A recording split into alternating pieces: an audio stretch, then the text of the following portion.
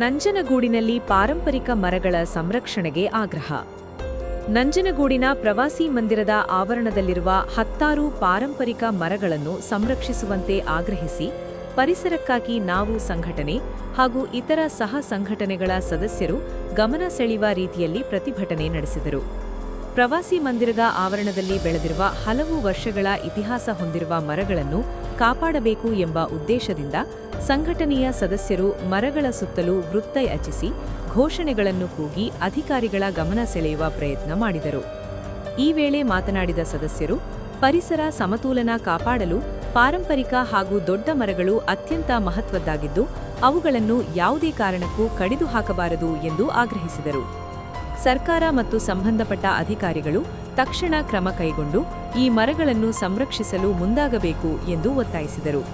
ಸ್ಥಳೀಯ ಪರಿಸರ ಪ್ರೇಮಿಗಳು ಹಾಗೂ ವಿವಿಧ ಸಂಘಟನೆಗಳ ಸದಸ್ಯರು ಈ ಪ್ರತಿಭಟನೆಯಲ್ಲಿ ಭಾಗವಹಿಸಿದ್ದರು.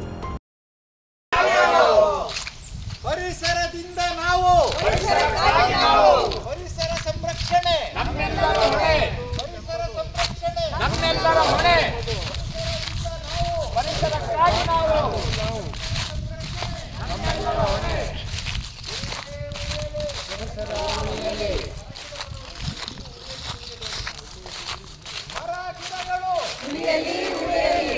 ಮರಗಳು ಗಿಡಗಳು ಉಳಿಯಲಿ ಉಳಿಯಲಿ. ನದಿಗಳು ಕೆರೆಗಳು ಉಳಿಯಲಿ ಉಳಿಯಲಿ. ಬೆಟ್ಟ ಗುಡ್ಡಗಳು ಉಳಿಯಲಿ ಉಳಿಯಲಿ. ಪರಿಸರದಿಂದ ನಾವು ಪರಿಸರಕ್ಕಾಗಿ ನಾವು ಪರಿಸರ ಸಂರಕ್ಷಣೆ ನಮ್ಮೆಲ್ಲರ ಹೊಣೆ.